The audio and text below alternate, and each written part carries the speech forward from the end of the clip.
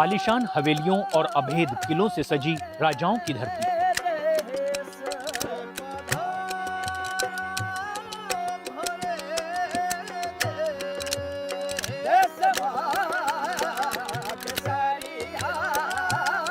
जो सदियों से भारत की रक्षा करती आई है। यहां की दीवारें, दरवाजे, खिड़कियां, रेगिस्तान और उसके रेत के टीले उस दौर के शौर्य और गर्व, संस्कृति और खूबसूरती, युद्ध और शांति की अनोखी दास्तां बयां करते हैं। टीकाकरण को लेकर नेटवर्क 18 और फेडरल बैंक की जागरूकता मुहिम संजीवनी और शॉर्ट ऑफ लाइफ भारत के सबसे बड़े राज्य राजस्थान पहुंची। जैसलमेर राजस्थान का वो जिला जो अपने मरुस्थल के लिए जाना जाता है, और हम यहाँ ये समझने आए हैं कि कोविड-19 टीकाकरण यहाँ एक बड़ी चुनौती क्यों है। जैसलमेर को आप देखेंगे तो 38,000 स्क्वायर किलोमीटर में फैला हुआ वेस्टर्न राजस्थान का बॉर्डर इलाका है ये, जहाँ पर पॉपुलेशन डेंसिटी 17 पर पर्सन पर स्क्वायर किलोमीटर है।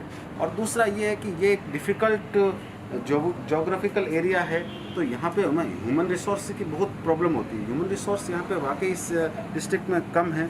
यहाँ पे रेगिस्तान को अगर वो लोग आते हैं एज ए टूरिस्ट पर्पज़, पर आप यहाँ की अगर इनकी लाइफ देखेंगे ना तो इनकी लाइफ इतना डिफ़िकल्ट है, क्योंकि जैसे आप इस पूनम नगर या चाहे बारेवाला, इधर के लोग आज भी जो इनके पानी तक की समस्याएं, पानी लेने के लिए आज भी ऊँटों पर यहाँ पे इस इलाके में लोग जाते हैं। थार के रेगिस्तान में टीकाकरण का ये काम और भी ज्यादा चुनौतीपूर्ण हो जाता है। और लोग जो है वो यहाँ स्पार्स पॉपुलेशन है, ढाणियों में रहते हैं। इट मीन्स एक यहाँ है तो 1 किलोमीटर एक ढाणी, तो यहाँ के लिए मेडिकल कैंप्स और मेडिकल सुविधाएं मुहैया कराना यहाँ के लिए सबसे बड़ा चैलेंज है, क्योंकि यहाँ 2 घरों के बीच में काफ़ी डिस्टेंस है, और दूसरा यहाँ से आपकी पीएससी और सीएससी से उस जगह का भी काफ़ी डिफरेंस है। तो सबसे बड़ा इम्पोर्टेंट है यहाँ जो डिस्टेंस है, वो हमारा सबसे बड़ा चैलेंज है।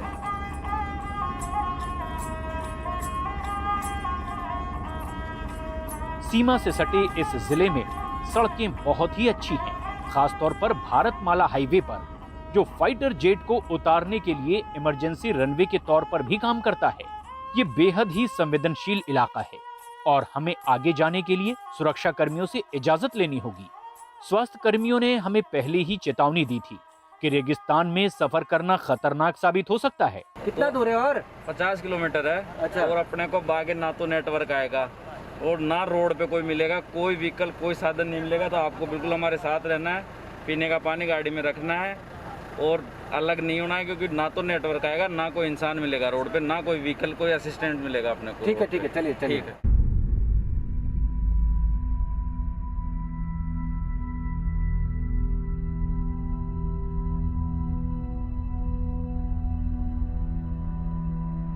एक घंटे बाद टीका लगाने का समय आ गया, लेकिन इससे पहले स्वास्थ्य कर्मियों की टीम को रेगिस्तान में 2 किलोमीटर पैदल चलकर जाना होगा।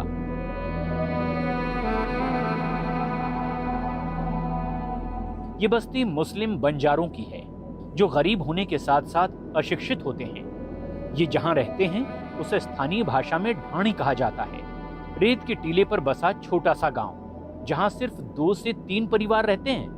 हमें बस इन्हें समझाना पड़ा, और इतने भर से ही 3 महिलाओं को जानलेवा वायरस के खिलाफ सुरक्षा कवच दे दिया गया।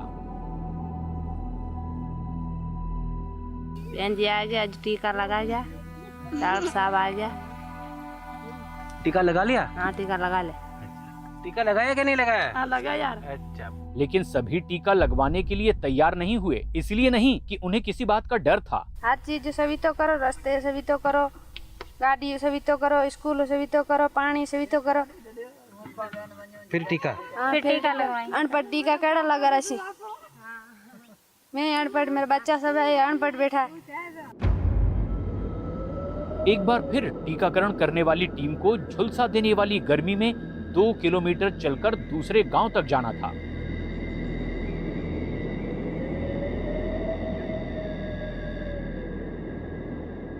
We have been walking for many hours now going from one sand dune to the other, and we'll just take a break now. थोड़ा रुकते हैं, थक गए हैं. लेकिन राजेश मैडम बहुत टफ है, ये बहुत मुश्किल है. सर बहुत दिक्कत आती है हमें यहाँ चलने में, और इतनी दूर ढानियाँ बनी हुई है कि चलने में ज़्यादा परेशानी आती है. यहाँ पे लोगों को थोड़ा बहुत समझाना भी पड़ता है, यहाँ पे ये समझते नहीं है. रेत गर्म हो जाता है सर, और यहाँ ऐसे चलना भी बहुत मुश्किल होता है. बहुत मुश्किल होता है सर. गर्मियों के दिनों में हम टीके लगाने के लिए आते हैं तो इतनी ज़्यादा मुश्किल होता है कि बहुत सारी बार तो पानी भी ख़त्म हो जाता है और डिहाइड्रेशन हो जाता है, चक्कर आने लग जाते हैं. हम अभी एक धानी के पास पहुँचे हैं. बताइए, हमारे पीछे वो एक धानी दिख रही है. हाँ, सर वो कितना दूर है लगभग? सर 5 किलोमीटर, कम से कम 4-5 किलोमीटर दूरी पे ढानी होगी.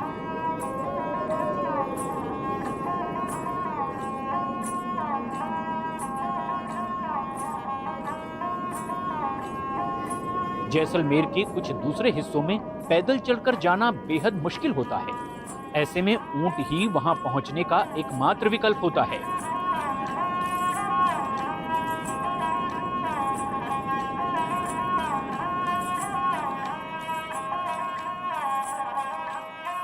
काला एक गड़रिया है जिसने टीके की एक खुराक लगवा ली है, लेकिन दूसरी खुराक लेने से साफ इनकार कर दिया.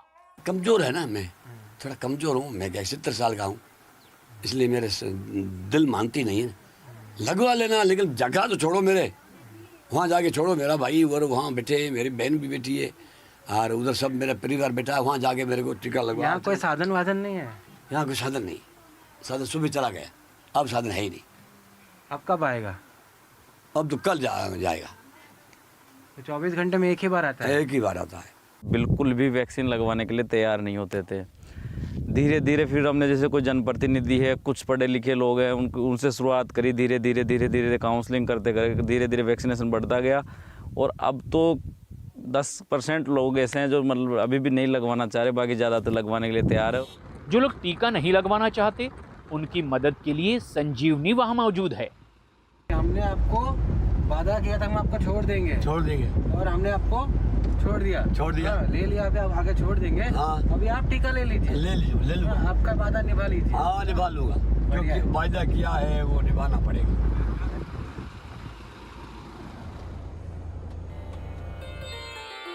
नैनू देवी मृदुभाषी और बेहद ही शर्मीली. 20 साल की नैनू अपनी सास के सामने बेहद ही कम बोलती हैं. डर लगता है कि मर जाएंगे. बहुत आदमी मर गए, खिर गए, नहीं लगाते हैं. ताप बुखार आ जाता है, शरीर दुखने लग जाता है, नहीं लगाते हैं. ऐसे जिंदगी चली जाएगी तो चली जाएगी, ऐसे बोलते. कुछ भी डर नहीं लगा, टीका लगा के आगे रुआ. 6 महीने की गर्भवती महिला ने टीका लगवाने से मना कर दिया, और आखिरकार उन्होंने इसकी वजह हमें बताई. कोविड के बारे में आप तो जानते ही हो कि कोरोना क्या है, जानते तो हो. बीमारी होती थे. टीका क्यों लगाओ? डर लगे. डर क्यों लगे? नहीं लगाया, मन डर नहीं लगे. किस चीज का डर लगता है आपको?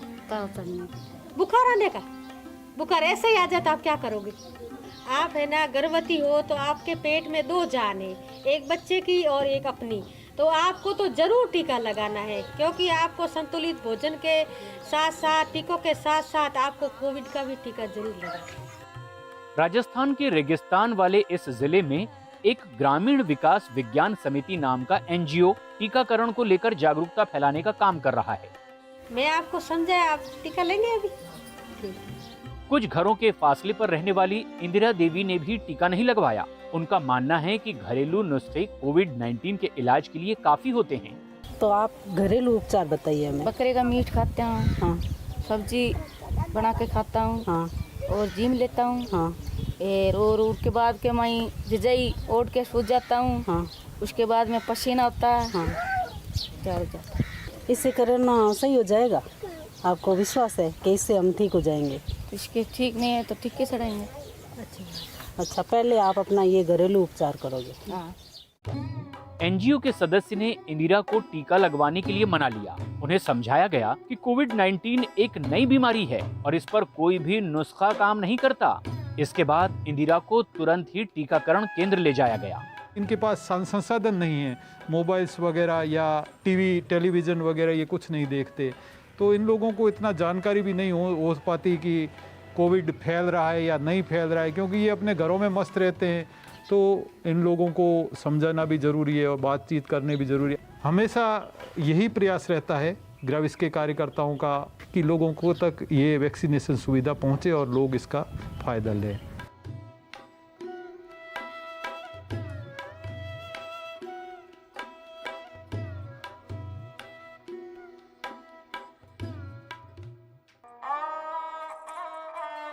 और फिर आते हैं वो लोग जिन्होंने कोविड-19 के खिलाफ टीकाकरण अभियान का फायदा नहीं लिया। जितेंद्र गोयल चित्रकार नहीं हैं, लेकिन अपने पिता की याद में उनकी अधूरी रह गई पेंटिंग को पूरा कर रहे हैं। 65 वर्षीय लक्ष्मण गोयल एक जाने-माने चित्रकार थे और जैसलमेर के राजघराने के लिए काम करते थे। महामारी के दौरान उनके बेटे ने इस बात का ख्याल रखा कि वो घर के बाहर न निकलें, लेकिन मई के महीने में दूसरी लहर के दौरान पुणे में एक रिश्तेदार का घर पर आना उन्हें और उनकी बेटी को कोरोना संक्रमित कर गया। महज कुछ ही दिनों के भीतर गोयल परिवार में सन्नाटा पसर गया। उस समय ये बात चल रही थी कि वैक्सीन के बाद फीवर आता है, ये होता है, तो मेरे फादर ने बोला मैं इतना घर से निकलता नहीं हूँ, मेरे को वैक्सीन की ज़रूरत है नहीं। मैंने उनको बहुत बार कन्विंस करने की कोशिश की कि प्लीज़ आप लगवा दीजिए वैक्सीन, पर वो नहीं माने, वैक्सीन लगवाई नहीं उन्होंने। हर्षित अपने दादा लक्ष्मण के बेहद करीब था। दोनों के बीच का रिश्ता इतना गहरा था कि हर्षित ने अपने हाथ पर दादा के कलाकार के तौर पर किए जाने वाले हस्ताक्षर का टैटू गुदवा लिया। मेरा इसको बनवाने का मेन यही था कि दादा का नाम जो है वो हमेशा ज़िंदगी भर मेरे साथ रहेगा। मतलब अब ये परमानेंट हो गया है, पूरी लाइफ का है। हम भी मजाक में लिया करते थे, पर ये मजाक बहुत भारी पड़ जाती है इंसान को। जैसे कि हमारे घर की जो मेन चीज़ थी, दादा की पूरा घर संभाल के चलते थे, सब कुछ लोड था उनके, वो सब कुछ करते थे वो। जैसे उनका जाना पूरी फैमिली के लिए झटका लगा, एक अजीब सा। बहुत ट्राई भी किया, फिर बहुत मतलब दुख हो जाता है, तो अब अपने को ध्यान रखना ही चाहिए उस चीज़ का, वैक्सीन लगवा लेनी चाहिए। So Lakshman Goyal ji, as you said, you know, it is a terrible loss, especially as an artist, as a person, as especially for the royal family. He was so close. He's done so many paintings of everyone, and we have to be still very careful and take care of our elderlies, and also get more and more people to vaccinate themselves. That's the most important thing.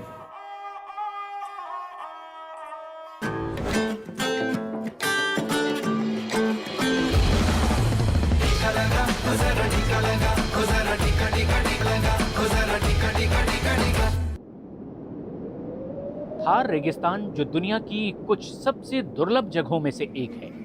यहाँ की झुलसा देने वाली गर्मी, थका देने वाले ऊंचे नीचे टीले, लेकिन 32 वर्षीय रेनू इनके आगे भी नहीं रुकती। रेनू एक ANM है जो राजस्थान के फ्रंटलाइन स्वास्थ्य कर्मियों में से एक है। इनका काम लोगों का टीकाकरण करना है। पाकिस्तान की सीमा से सटा करदा जैसलमेर के सबसे दूर दराज के गाँव में से एक है। सर पूरी परेशानी झेलनी पड़ती है, पैदल चलना पड़ता है, रेगिस्तान में गाड़ियों में घर घर घूमना पड़ता है, लोगों को मोटिवेट करना पड़ता है, समझाना पड़ता है, तब जाके वो कोविड का वैक्सीन लेते हैं। 12 किलोमीटर दूर पोछीना गांव में एक और ANM अनीता शर्मा लोगों को जानलेवा वायरस से बचाने के लिए टीका लगाने पहुंची हैं। लेडीजें तो लगभग अनपढ़ ही हैं, फिर वो समझती नहीं है कि वैक्सीन लगवानी है। वैक्सीन के लिए बड़ी मुश्किल से उनको मनाना पड़ता है। 30 वर्षीय अनीता के लिए ये इस तरह का पहला काम है। ये दोनों ही महिलाएं असाधारण हैं। रेनू अपनी स्वास्थ्य समस्याओं के बावजूद बिना रुके काम करती हैं। आपकी सेहत भी काफ़ी नाजुक है, क्या आप बीमार हैं? हाँ जी सर, डायबिटीज है मुझे। और यहाँ का पानी अलग होने से आपको किडनी स्टोन भी हो गया है? किडनी स्टोन भी हो गया सर, डायबिटीज भी है। अचानक ही अनीता को बीच में रुकना पड़ा। उनकी बेटी भूखी है, वो वहीं रुकती है और रेत पर बैठकर अपनी 9 महीने की बच्ची जानवी को दूध पिलाती है। हाँ सर, बच्ची को साथ में लेके घूमते हैं, जैसे कि वैक्सीनेशन करते हैं, फिर उसको बीच में फीड भी करवाते हैं। वहीं रेनू एक गांव में पहुंच गई हैं, जहां अब वो लोगों का टीकाकरण करेंगी। यहाँ पे उन्होंने ऊँटों के ऊपर जाके वैक्सीनेशन किया है, जो कि एक तरीके से जो नॉर्मल इंसान सोच भी नहीं सकता है। मतलब आप AC में बैठ के कोई काम कर रहे हो और कोई ऐसे इतना तेज टेम्परेचर, जो कि असर में कहें तो 50 डिग्री प्लस होता है। दोनों ही गांव में लगभग 100% आबादी को टीके की पहली खुराक लगा दी गई है। अपने काम से बढ़कर समर्पण दिखाने वाली इन महिलाओं को संजीवनी सलाम करता है। ये है हमारी संजीवनी चैंपियन। हमें ये काम तो करना ही है, लोगों को जागरूक करना है, 100% वैक्सीनेशन भी कराना है सर। कुछ भी हो जाए तो हम करा के ही रहेंगे। हम कुछ ऐसे प्रयास करें जिससे कि मतलब किसी का भला हो सके। कुछ ऐसा करें देश के लिए।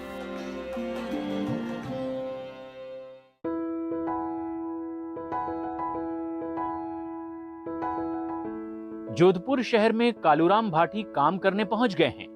इनकी जिम्मेदारी कोविड टीकाकरण के सत्रों को सुपरवाइज करना है।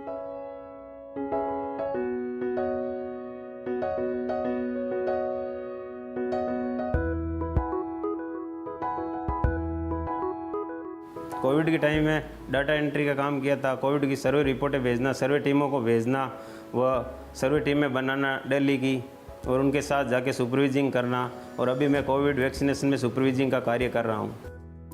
महज 2 साल की उम्र में कालूराम पोलियो से संक्रमित हो गए थे और तब से वो कभी चल नहीं पाए। मैं अपने आप को एक सक्षम व्यक्ति मानता हूँ और जो भी काम होता है मैं अच्छे सक्षम आदमी से ज़्यादा काम कर लेता हूँ। ये मेरी क्षमता है और मैं खुद सोचता हूँ कि सक्षम आदमी से अच्छा काम करूँ और मैंने वो कोविड में किया था। तो जो भी मैं जन सेवा के लिए, जो भी जनता के, तो जो भी काम मुझे दिया जाता है वो मैं पूर्ण रूप से करता हूँ और लगन है कि भाई ये काम पूर्ण रूप से करके देना है, जनता की सेवा करने का काम है। मैं स्टार्टिंग में आई तो मुझे कोई नॉलेज नहीं था। मेरी फर्स्ट ज्वाइनिंग हुई, मुझे कोई नॉलेज नहीं था। मैंने इनके साथ रह के काम सीखा है और मैं ये बोल सकती हूँ कि इतने हार्ड वर्कर हैं कि अपने 2 लेग हैं, अपन चल के भी इतना नहीं कर रहे हैं जितना वो कर रहे हैं। मैं बहुत ज़्यादा मोटिवेट हुई हूँ और एक बहुत ज़्यादा ये इंस्पिरेशन मिला है कि हमें भी ऐसा हार्ड वर्क करना चाहिए। सिर्फ फ्रंटलाइन स्वास्थ्य कर्मी ही अकेले नहीं थे जो महामारी के दौरान लोगों की सेवा में जुटे थे, बल्कि कालूराम भी हमें प्रेरणा देते हैं। अपने काम से आगे बढ़कर लोगों की सेवा करने के लिए, कभी छुट्टी न लेने के लिए कालूराम हमारे संजीवनी चैंपियन हैं। देखा जाए कोई भी पिक्चर अगर बनती है तो स्टार कास्ट सामने दिखती है, लेकिन उसके बैकग्राउंड में जो पार्ट होता है वो पर्दे के पीछे वाले लोग कभी दिख नहीं पाते हैं। तो हमें जी की पर्सन हुआ करते हैं, ऐसे लोग हैं जो कि पर्दे के पीछे हैं, लेकिन इनकी वजह से ही ये प्रोग्राम सक्सेस हो पा रहे हैं। मेरी ज़िंदगी का ये उसूल है कि खामोशी से बनाते रहो अपनी पहचान, हवा खुद गुनगुनाएगी नाम तुम्हारा।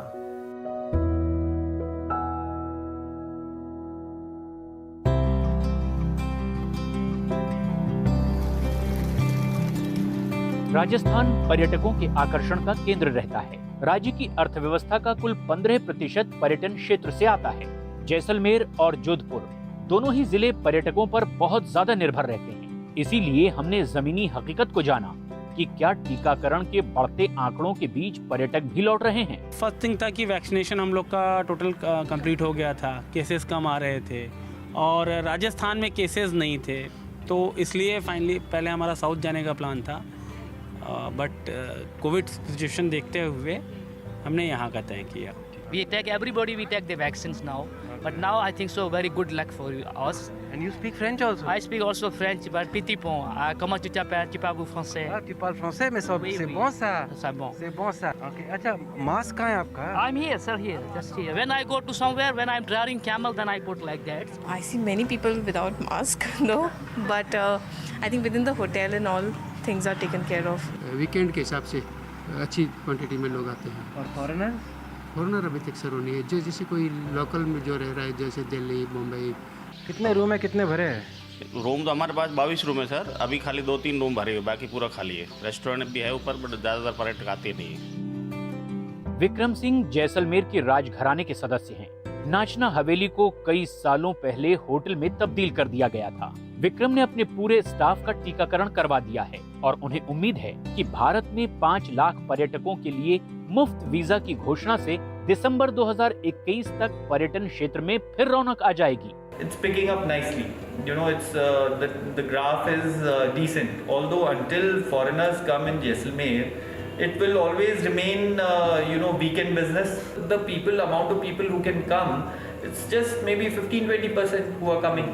So it's not enough right now. Also, if you see all the hotels in town, we have more than 2,000 rooms. So maybe 200 rooms would be occupied tonight. I personally think the only way out is vaccinating everyone.